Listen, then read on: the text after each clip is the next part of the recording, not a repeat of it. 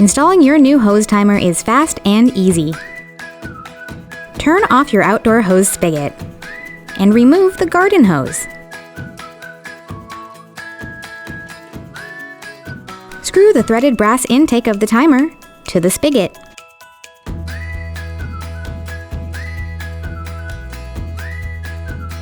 Attach your garden hose or irrigation system.